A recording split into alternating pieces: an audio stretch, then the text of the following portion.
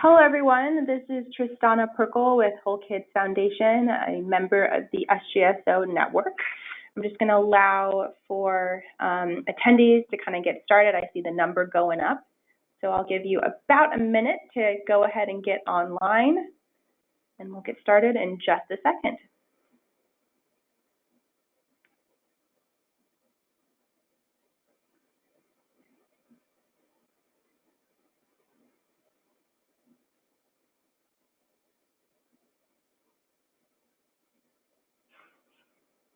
Great. Well, we'll go ahead and get started. Again, my name is Tristana Perkle. I'm with Whole Kids Foundation, one of the members of the School Garden Support Organization-Network, or the SGSO-Network.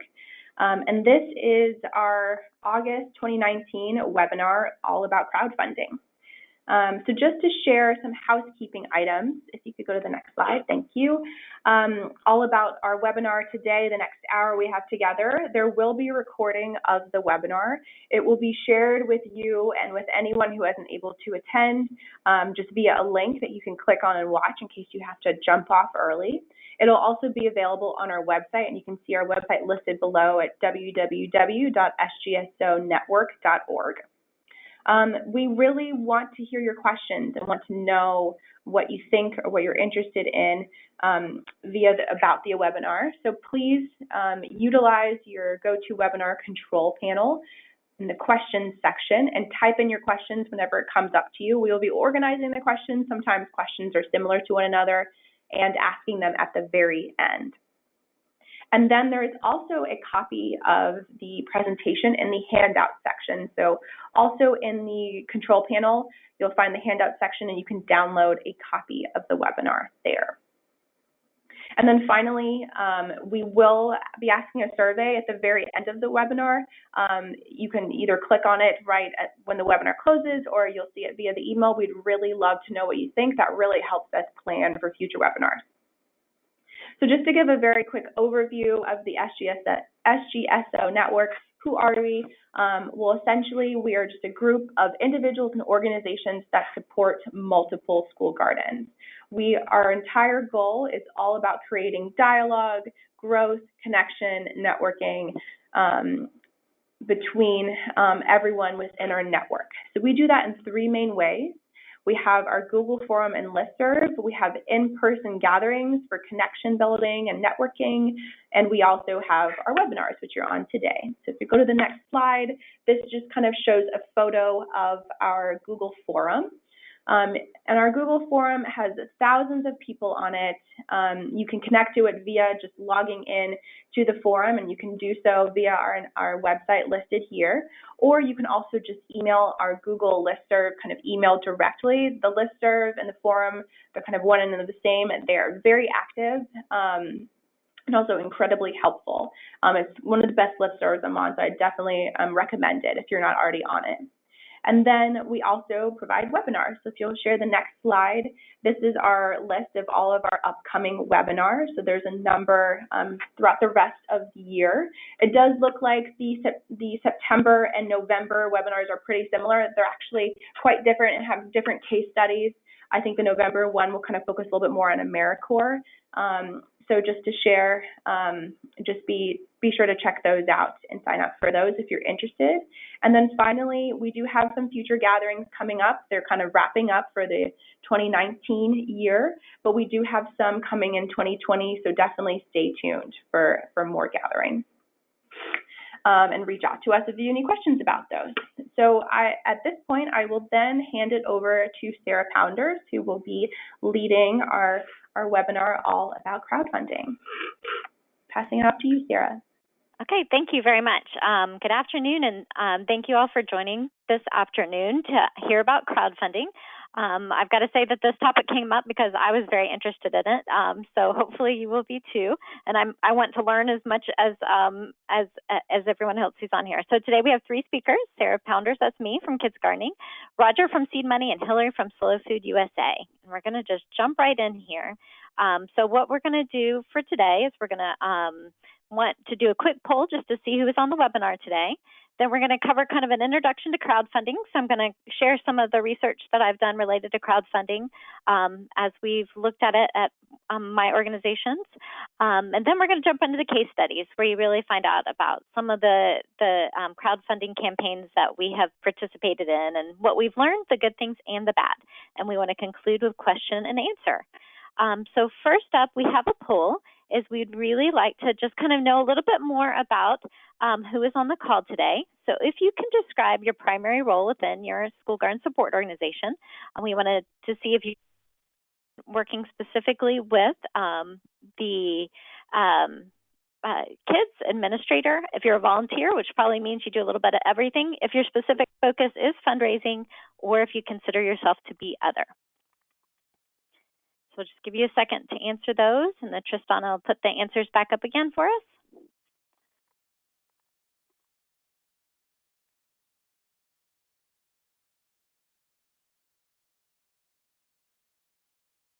Okay, and it looks like we've got a mix of everybody, so excellent. So we will jump right in here to share what we're doing. So my name is Sarah Pounders. I'm an education specialist for KidsGardening. If you've never heard of KidsGardening, we're a national nonprofit with a main mission of supporting youth gardens in all shapes and sizes and all forms, both with schools and youth garden programs at homes. And we have a number of, we do that through resources and through grant programs. So you can check us out if you'd like more information. What I wanted to start with today is just kind of define what we were talking about when we talked about crowdfunding, because there's actually a lot of different definitions out there. So the main definition I was looking at is that crowdfunding is fundraising efforts focused on raising smaller amounts of money from lots of people.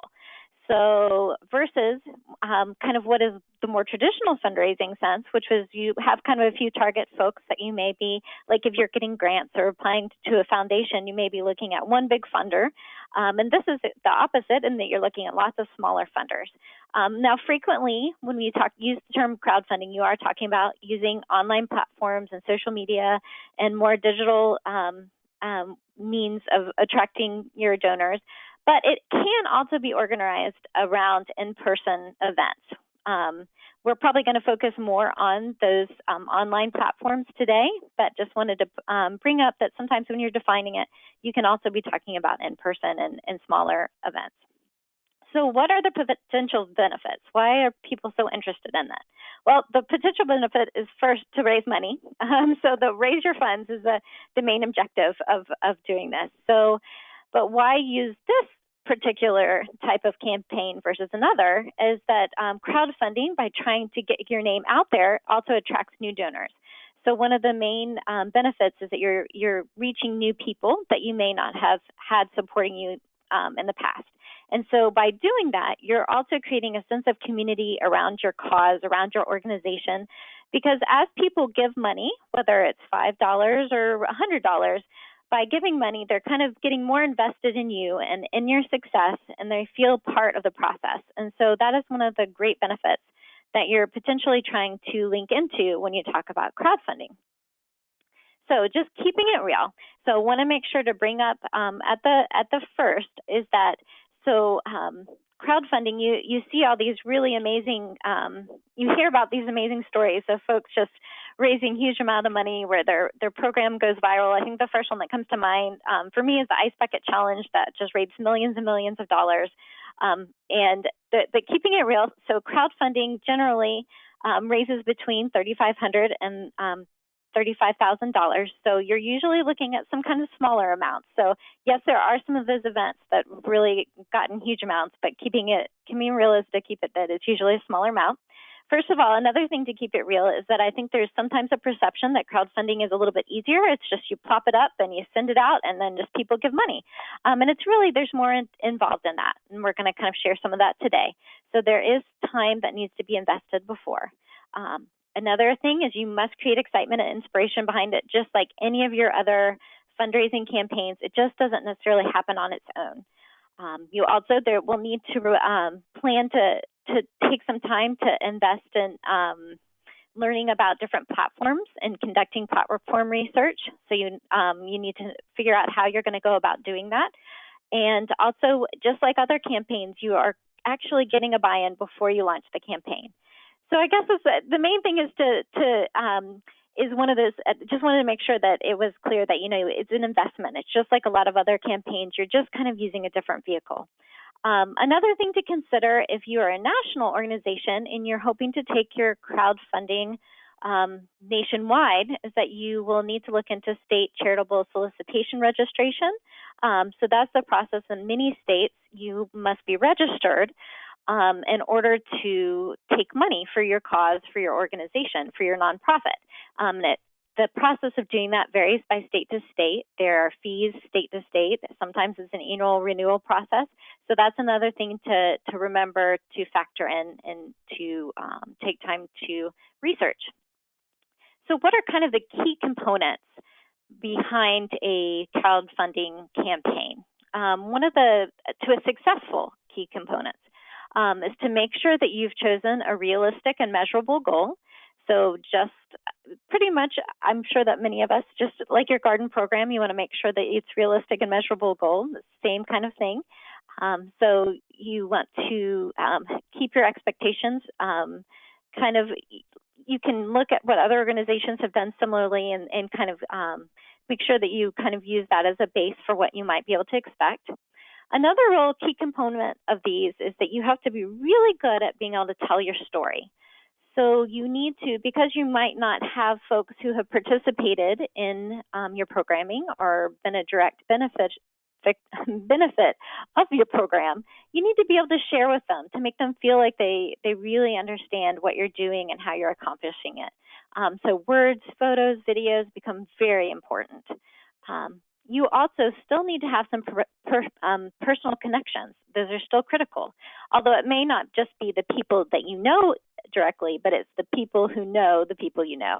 So you might be reaching out into your network, and you hope you're reaching out beyond your network a little bit, but there still will probably be a web of connections there.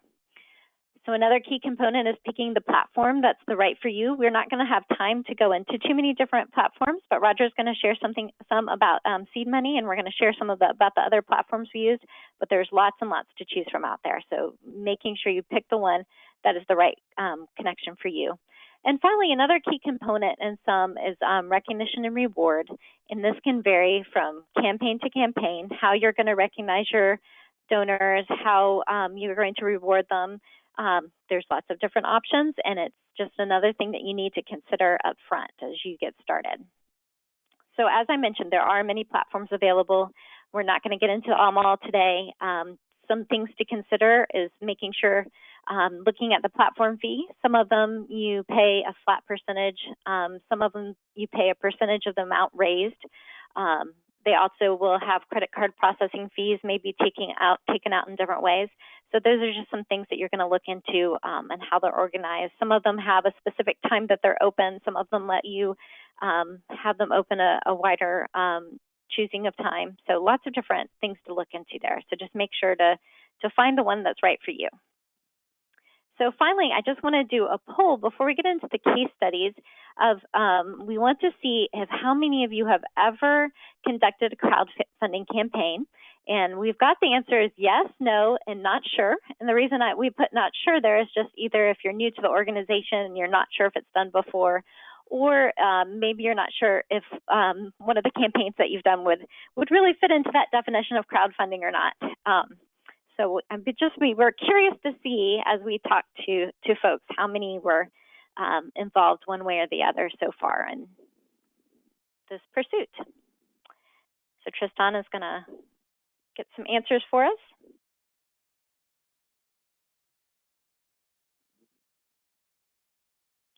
All right, so lots of new folks, a few folks that have tried it before and a couple not sure. So some of you are new to this. This is great. So I'm going to start off with sharing experiences that we've had at KidsGardening. So we attempted our first full-fledged crowdfunding campaign last summer. Well, actually, it was August of 2018. We had a KidsGardening back-to-school campaign, and we used a platform called CrowdRise. And CrowdRise is specifically for nonprofits. it was originally its own, but is now part of GoFundMe since 2017. And the reason why we chose that platform is because the way we organized it is we had both an organizational goal and an organizational page, and then each of the staff members had our own page and our own goals and our own kind of campaign. So it was like we had multiple campaigns within a campaign, and this platform allowed for that very easily. And so every staff member kind of reached out to their own connections and created their own set of added their own pictures and their own stories. And we had a little bit of a competition between us too. So that was kind of fun, really internally, just to kind of push us on and inspire us to get involved. So what we found through this campaign is that we originally set a goal of just raising $5,000, and we ended up raising $13,000. So it really surpassed what we were expecting for our first attempt at this. What we found is who donated is it was mostly friends and family who donated. So it was folks that we didn't really get beyond the people who know the people we know, but we did find that a lot of these friends and family were not folks who had ever given before. So we really attracted donors who we know would not have responded to a traditional fundraising campaign or a request through an email or a letter. So we definitely, I think many of us were surprised to see some of the funds that came in and where they came in from. So overall, I think that it was, we were happy with the results.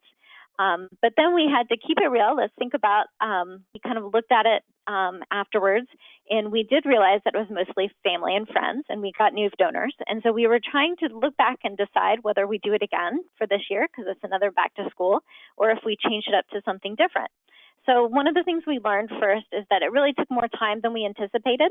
So just the amount of time of getting it set up and getting it launched and reaching out to folks, it wasn't one of those things where you just put up a link and people come and respond. We did have to continually engage and keep people updated. The thing that we learned is that the question of some of those folks that we originally contacted then became donors. So do we continue to ask the same people again? So we are still considering future use of that. So, and I also just real quickly, so overall, I think that it was a success, but we felt like we really had a lot still to learn. So we'd like to try it again, but I'm looking forward to the next two speakers so that we get some more ideas.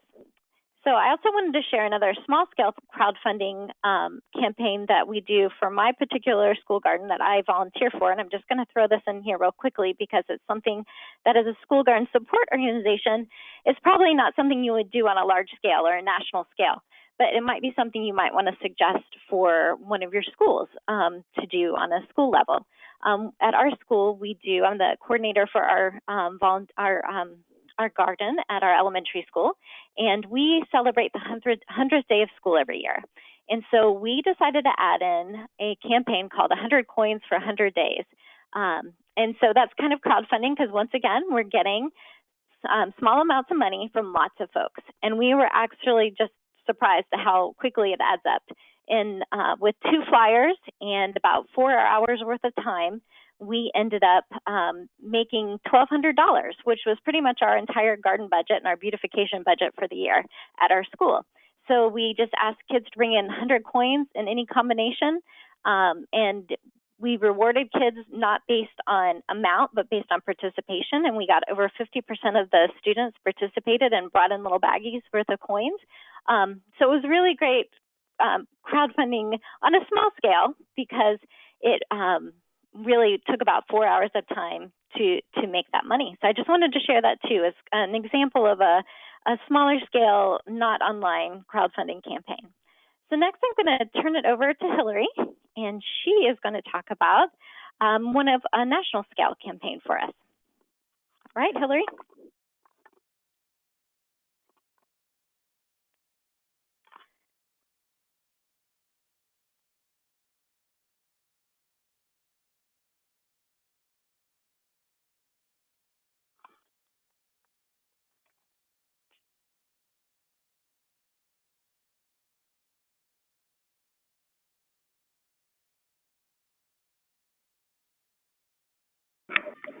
Hi, everyone. We're just having slight technical difficulties getting Hillary unmuted. Hillary, are you able to unmute yourself?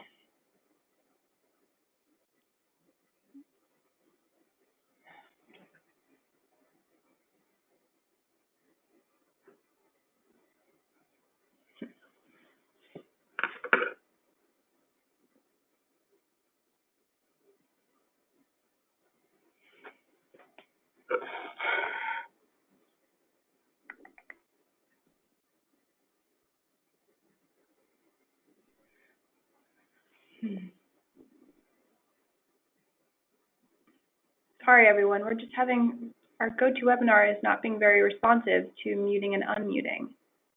I'm not sure what's happening here. Sarah, are you able to mute yourself and unmute Hillary by any chance? For some reason, it's not working for me. Okay. It's telling me that there are too many people unmuted. Okay. If you click on the little audio,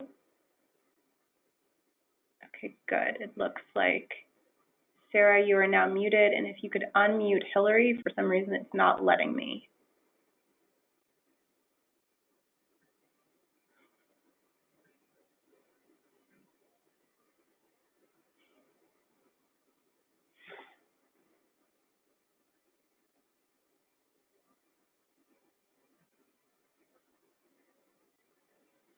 Okay, we're going to switch over to Roger instead and let him go, and then hopefully we will figure out Hillary's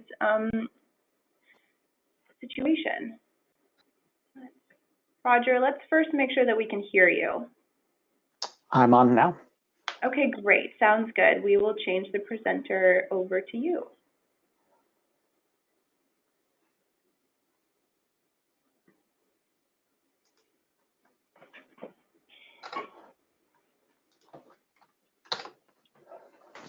Okay, I think we're good to go.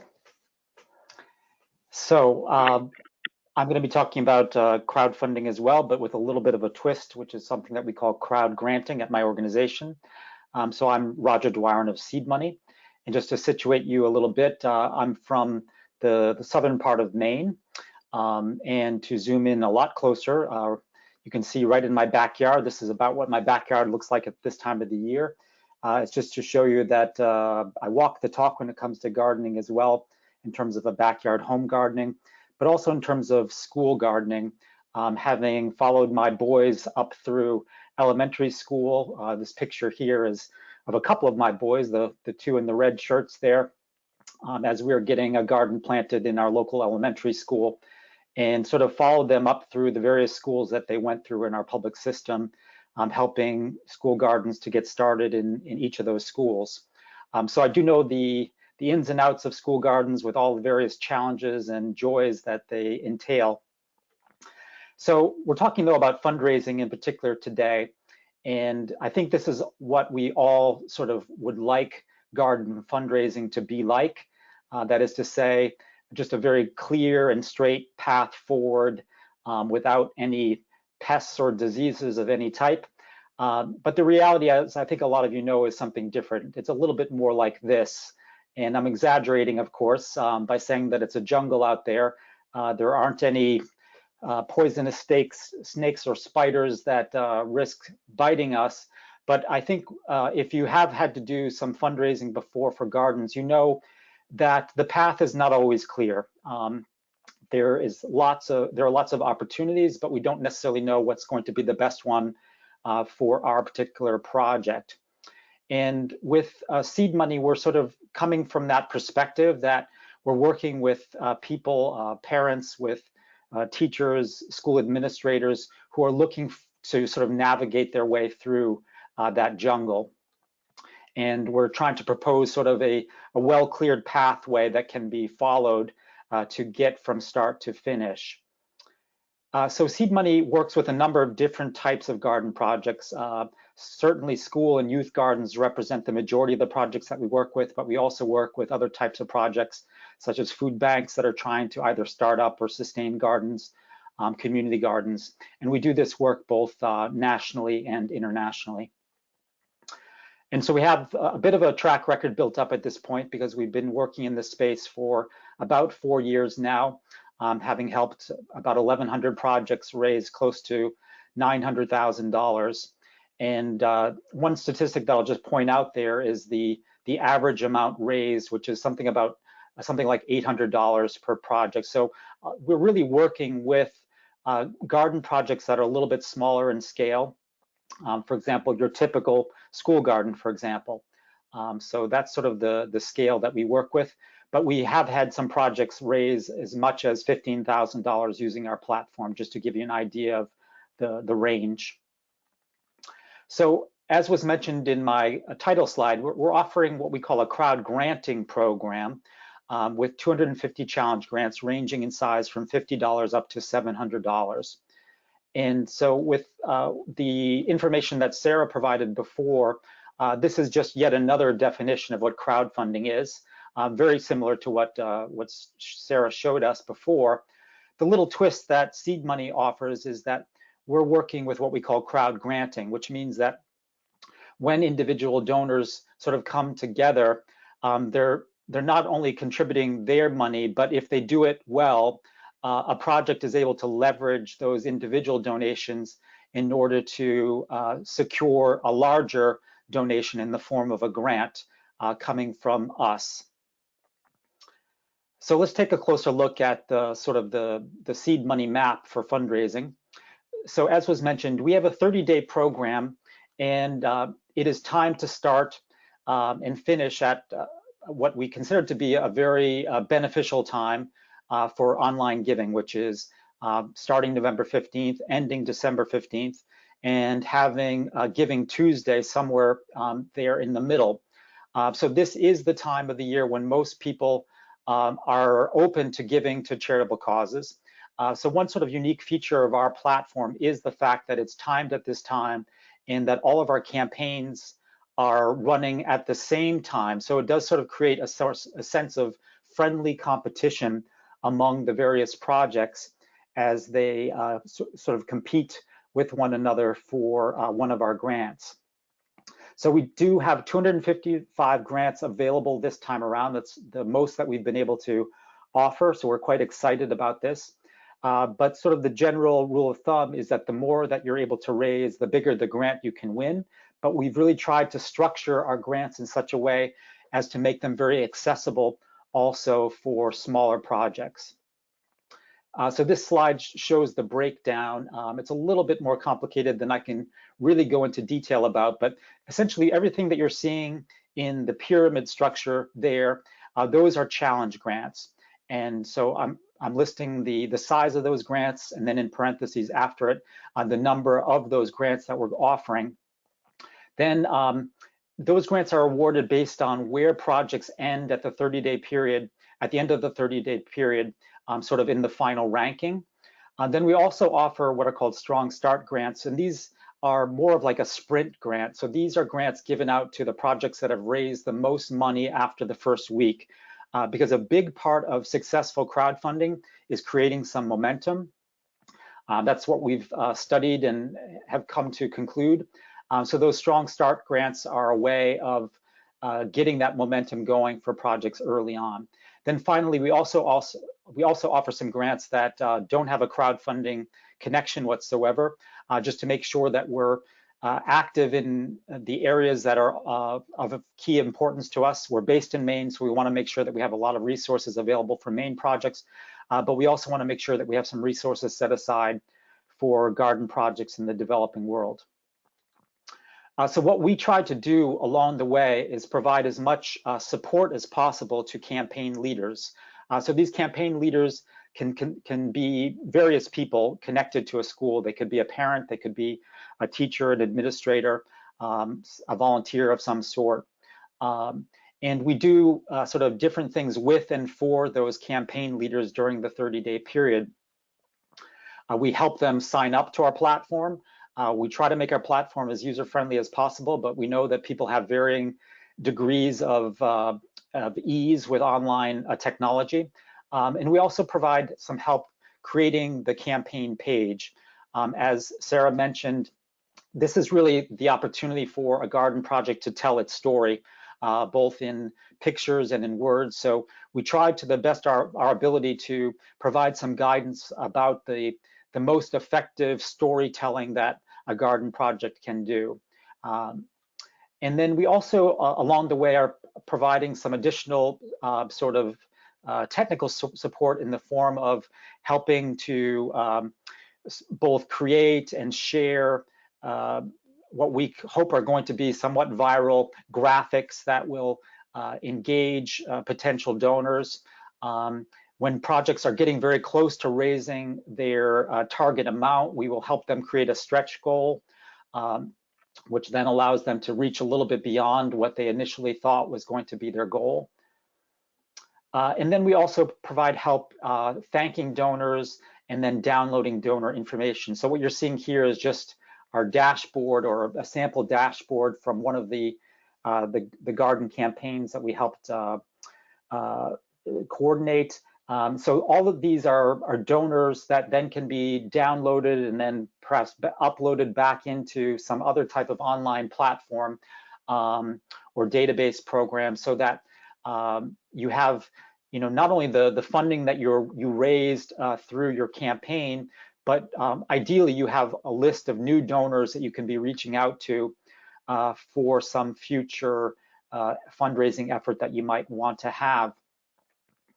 But I think it's really important to do your due diligence as you're researching various platforms. There are many different platforms out there, and pay attention to what the people themselves are saying about the various platforms. We're very happy to have people like Andrea coming back to us year after year now to use our platform. If she's doing so, it's because she's experiencing success with the seed money platform. But I think it's really important to find the platform that's the best fit for you, for your school, for your garden project. That's something that it's quite a personal decision in a way. But we're quite pleased with the various testimonials that we have up on our website, which are, of course, welcome to take a look at. So I just would urge you to, with whatever decision that you take, to use the power of your crowd. These are people who are, rooting for you, who want your garden project to succeed, and that's really the true power of crowdfunding. So I'll leave it there, and I'll be happy to answer any questions people might have once we get to the end of the presentation.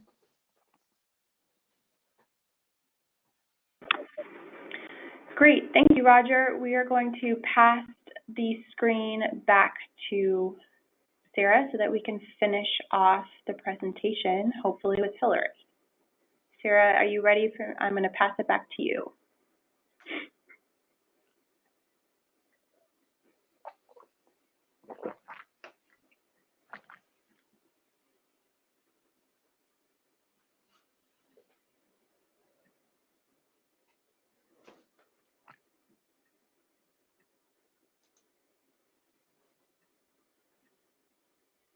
And then Roger, if you don't mind muting yourself, I think that'll help us unmute Hillary. It looks like we can only have so many panelists unmuted at the same time.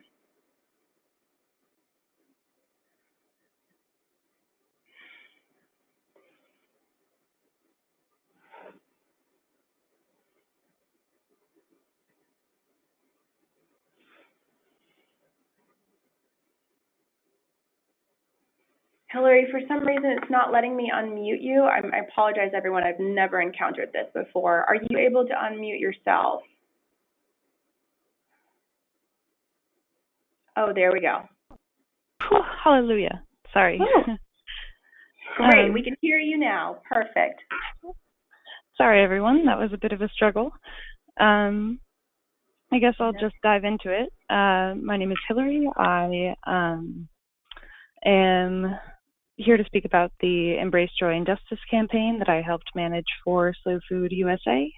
To give you a little bit of background about myself, I went to the Slow Food University in Italy. Their whole premise, as I will show you on the next slide, is about food that is good, clean, and fair. So slow food was started in Italy back in the 1980s with the idea that food should be not only delicious, but good for you, clean, which we now understand better as sustainable, and fair in terms of equitable and inclusive and just at every level of the food system. So in the USA, it's grown to, slow food as a whole has grown to be present in over 100 countries. And in the US, as you can see here, there are more than 150 chapters, 6,000 community members. Basically, it is self-run, nonprofit, grassroots. So it's all self-organized, which is really inspiring because each community can organize around whatever food issues are affecting them the most. And on the next slide, we recently started this initiative, Equity, Inclusion, and Justice Working Group, that is a group of national slow food leaders who are dedicated to transforming this idea of good, clean, and fair to be more about food justice and how that is actually enacted day to day through a lot of slow foods efforts. In 2018, this group got together and created the Equity, Inclusion, and Justice Manifesto. And this whole campaign that I'm about to tell you more about is based on those ideas and raising funds to help spread and share that knowledge. Next slide, please. So each year, Slow Food USA hosts an event called Slow Food Nations, which is held in Denver, Colorado. It is basically Slow Food International has an event called Terra Madre in Italy every 2 years. This is sort of our mini version of that. It's meant to bring thought leaders together within the food community, to share resources, inspire each other, and hold panels and forums where we can forward our ideas. Equity, Inclusion, and Justice as a working group raises funds to support specific programming at Slow Food Nations. And this particular year, we titled this campaign Embrace Joy and Justice, with the idea that we should celebrate our food and our food system while we're trying to change it. I really appreciate slow food because I think that it adds this positive, kind of anarchic and almost hedonistic light to positive food or changes to the food system. Next slide, please. So, in embarking on this campaign, this was the first time that Equity, Inclusion, and Justice as a group had really, I guess, organized their campaign in such a way that they set specific metrics, and they wanted a campaign manager to host it and to try and take advantage of all kinds of communication. So digital marketing as a whole, not just social media, but email campaigns, blogs, etc., partnerships with other, or at least conversations with other organizations in order to spread our message and tap into new audiences so that we could crowdfund this in a genuine way and get many small donations towards a good cause and start building this community that we speak of in all of our philosophy, and still pull off our goal. So our core questions were, can we shift this fundraising model from the large donations of a few, which it had been in the past, yearly to support our programming at Slow Food Nations, to the many donations of a few people here and there within our community, and hopefully reaching without or beyond Slow Food's reach to tap into new audiences. If Slow Food community members don't donate, why? How are we not resonating with them? We hope that this would give us some insights into better understanding our audience. A big thing was understanding whether or not we have to rely on the energy of our most visible leaders, as opposed to actually convince people to donate, as opposed to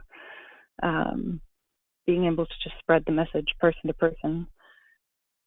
And then I guess, as I mentioned before, like, can we really build a community around this? Can we get people talking about food justice in this more equitable and inclusive way than SoFood has done before? And finally, can we spark something that will move beyond this campaign, beyond SoFood Nation's 2019, which I should have said happened in July, mid-July? Can we encourage action beyond that to continue this energy? And if so, how can we build on that, support various chapters or food movement leaders in their endeavors to continue this energy, I guess. Next slide, please. So our goal was 35,000. This went toward all of our programming at SoFood Nations, which was a few panels and events. Of course, funding all the honoraria, housing and transport for the key leaders and panelists that were attending. One of our biggest events is an Indigenous dinner, which Slow Food has chapters throughout the U.S., but there is specifically a Slow Food Turtle Island chapter that is all Indigenous peoples that have gathered as one chapter together. It's mostly focused in the Northwest, just because that's where it started and that's where tribes started gathering to discuss slow food issues, but it extends throughout the entire U.S., and we wanted to foster that conversation and support their endeavors. So it's not only a dinner to foster that discussion, but also a matter of bringing in Slow Food Turtle Island delegates that couldn't otherwise attend, focusing on specific workshops around Indigenous foodways and food rights.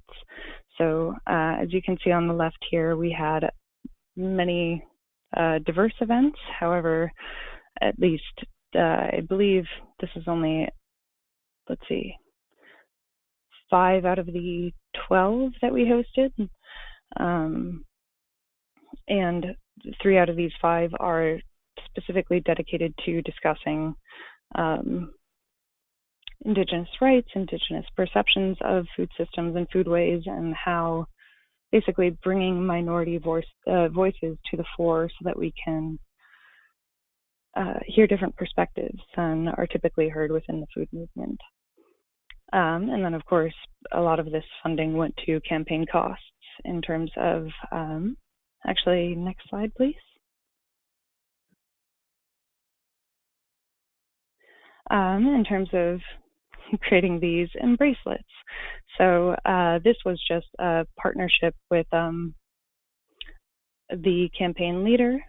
Basically, he knew of and wanted to support this school garden in Tanzania.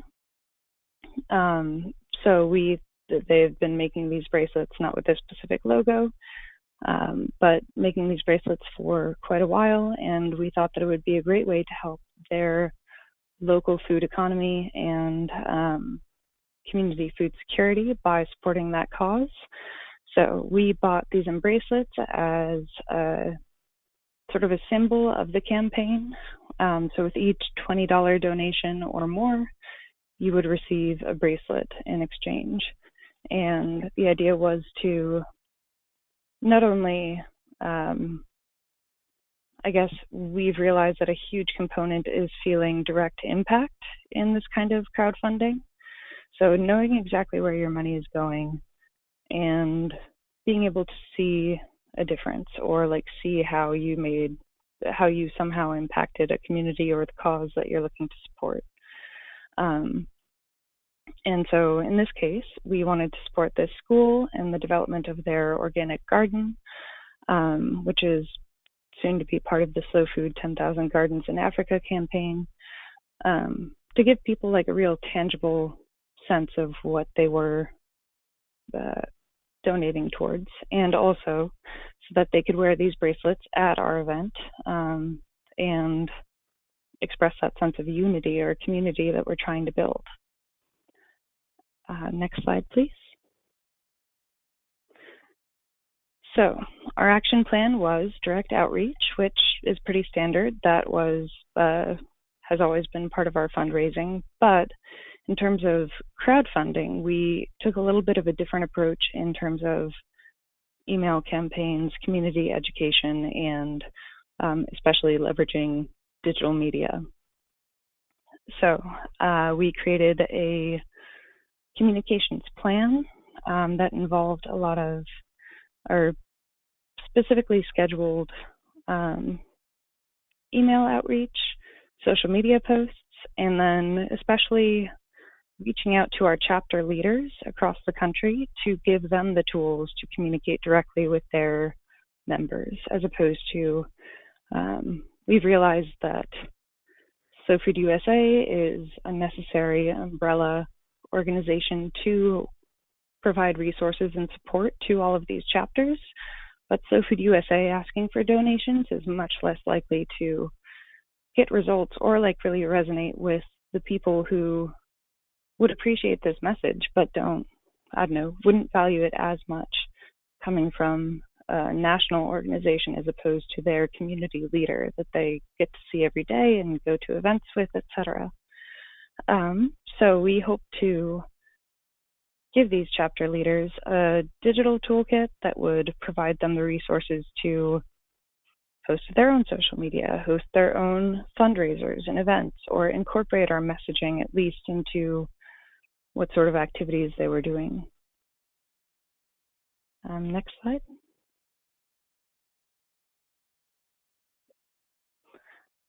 So this is an example of some of the social media that we posted. We tried very much to storytell throughout the process, but be very explicit about what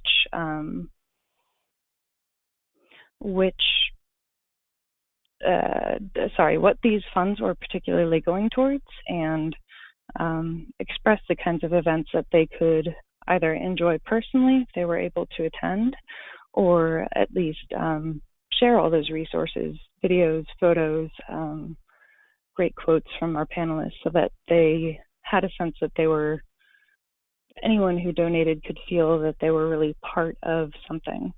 That kind of community building, even through storytelling, we found to be really important. Next slide, please. So part of this was creating a Facebook group. So Food USA has its own Facebook group, which, as you can see there, has 170,000+ members, and that is huge. But they have subgroups that focus on particular topics. In this case, we didn't want to create a Facebook group that, with the motivation of getting a huge following and being able to tap into a broad audience. We really wanted to target our audience and find people that we thought this message would resonate with, and that would love to be involved and share and continue this conversation that we were trying to foster. Sorry, I know that I'm pushing it time-wise, but I will try to be quick here. Next slide, please.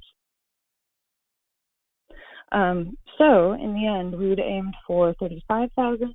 We wound up getting to almost 37,000. And although this chart is pretty skewed towards the left, it's pretty impressive, I think, how many donations we got in the 100 to 500 range, because a lot of that too is an individual. It was mostly chapters. So chapters buying, say, like 50 bracelets and being willing to distribute them or like resell them amongst their members. And even the amount that we raised in the 20 to 25 or 26 to 100 range is much larger than we've been able to achieve in previous fundraising efforts. So it really showed that this community cares and is willing to get involved in even a small way. I guess. Next slide, please. So our takeaways were that community connection is key. The more direct the message, I guess, the more immediately it will affect your audience. The more willing people are to not only donate, but continue to remain involved, to seek out new ways to participate in our community, which is exactly what we'd hoped for, and we're still learning about that as we go. In terms of creativity, I think finding social media can be, I think more and more people are distrustful of social media. You hear fundraising calls or like donation calls all the time. So finding creative ways to engage your community without feeling like you're just plying them for donations was a huge benefit both to building community and to us learning about how to direct our message or how to change our approach, not only in terms of fundraising, but towards community food justice and equity and inclusion. Communication, of course, being extremely direct about what exactly these funds are going towards, being totally transparent, I think is just a must.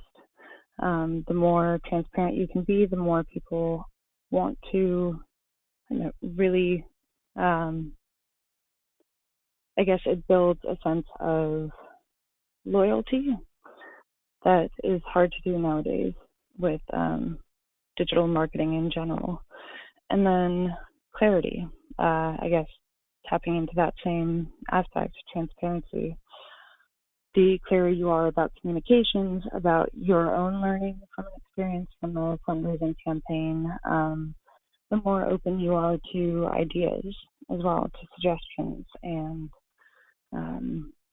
I guess learning and adapting your campaign as you go is essential to maintaining that trust and loyalty. So, sorry, that was a very rapid pace, but I think that is the last of my slides. Great. Thank you so much, Hillary. I'm now going to ask all of our panelists to unmute themselves if they're able to.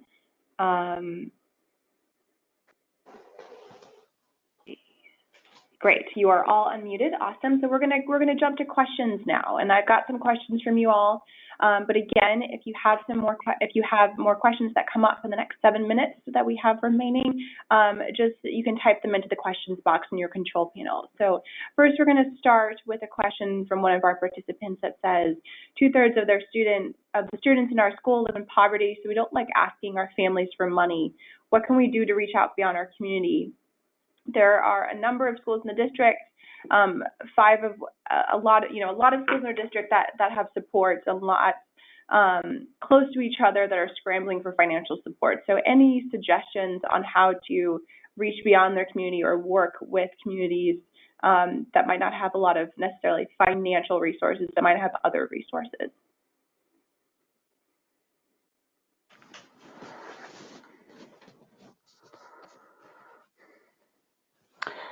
Well, this is Roger. So I think, as was mentioned by Sarah, one of the advantages of crowdfunding is that it is an opportunity for community building. It's an opportunity to tell the story, whatever your story is. And if the story of a particular garden project is that it is under-resourced, well, that's an important story to tell as well. And by reaching out, you never know what benefactor may be out there in your community that is actually in a position to make a difference. So I guess my point is that you shouldn't underestimate the power of your community to actually be able to step up in some way that you may not even be able to imagine at this point. So that just would be my 2 cents. Yeah, and I guess, sorry, Hillary here. I guess on the creativity aspect, what has helped me, at least, in this particular campaign, the sort of the advisors or managers that I was working with had told me before that they were really sick of reaching out to the same resources for money. And it's about, for us at least, it was about finding creative connections with other organizations, with other people doing similar things, like finding new ways, definitely new avenues, new resources, but trying to reinvent the message as well, I guess. I hope that helps. Can you guys hear me? Yes. Okay. It says I'm muted, so I was just going to check before I talked. I can definitely appreciate that you don't want to ask for the same participants, but I'll just like to add that having folks contribute in some way, maybe it's not a huge amount or a little bit, does really help with feeling connected to the project too. So it's maybe not give financially, at least find other ways that they feel like they're donating towards the project. And maybe, crowdfunding is not just about getting money as it is getting enthusiasm for it. So there's all sorts of ways people can donate, even if it is not a money sense. You could still fund and some get donations and of time and energy. So I think that it's important to realize that even if folks don't have a lot of money to give, that's the whole idea of crowdfunding. It's just a little bit altogether really adds up. Awesome. Thank you all. Those are great answers. Another question is, can you share some of the impact that crowdfunding has beyond raising funds? For example, community engagement, advocacy, etc.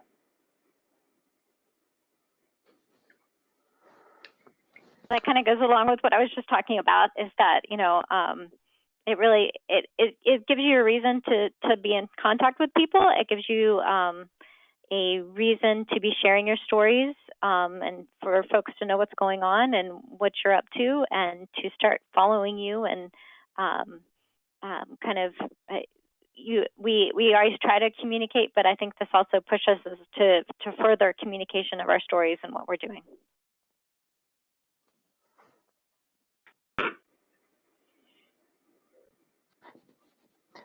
That's my experience as well. Just Roger again here, that by taking the time to sort of come up with your story, it's a pretty rare opportunity that you're given that opportunity to say in words and pictures why your particular garden project is important, why it matters. And we have had a number of people tell us that the community building benefits of their crowdfunding campaign in some cases actually outweighed the financial benefits, in that a lot of people were simply not aware that a particular project was there in their own community. So I think that's really something to not underestimate. But once again, to sort of reiterate the point, you need to make sure that you're doing a good job of telling your story by picking good pictures and by picking texts that are compelling, that sort of engage people not merely on an intellectual level, but in fact on an emotional one. Great, thank you.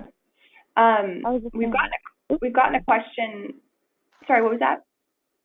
I was going to add, I think that there's a lot of benefit to be had by keeping that channel of communication with your community or your audience open, because oftentimes you can benefit from, your campaign can benefit from your community by learning what their, how this issue affects them or how they feel about it. And also on top of that,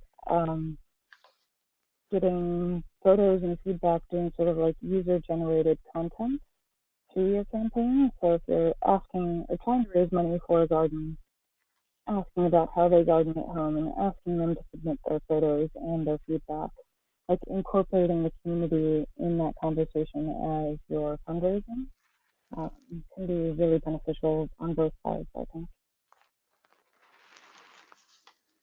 Awesome, thank you. We've gotten I'll ask one more question. I know we're at the top of the hour. to get a list of platforms that schools can research. So maybe all of our panelists, maybe we can just pull together a quick list. And everyone, you will be getting a follow-up email tomorrow afternoon, and I will include the list of platforms that you can research in that email. Within that, we did get a specific question of what platforms might you, any of the panelists, suggest for small to medium-scale garden-related crowdfunding? Are there any that are particular to small, or is just kind of any crowdfunding platform good for any size project? Well, I'm obviously a very partial person in this question here, but seed money is definitely well structured for small to medium sized projects, but there are other platforms out there that can do a nice job with that too. I think you have to sort of start with what your goal is and then sort of figure out what's the best tool for that particular job. It's a lot like gardening itself. So think in terms of how much are you looking to raise, over what period of time, and then do the research about the various platforms that are out there, look at their conditions in terms of how much support you can expect from them, what the various fees some of them charge are. So those are some of the things that I would be having in mind.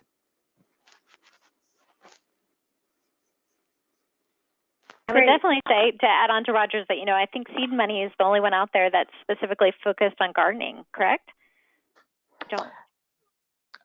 Yeah, I believe so. There is an excellent nonprofit platform out there. I'll give them a plug, which is called ioby.org, IOBY.org, which stands for In Our Backyards. And they also help garden projects, but they do other things beyond garden projects as well. So we're certainly not the only one out there doing garden projects, but we are, as far as I know, the only one focusing on garden projects. Great. Well, thank you all so much. We are reaching the end of our time. I just want to say a huge thank you to Hillary, Sarah, and Rob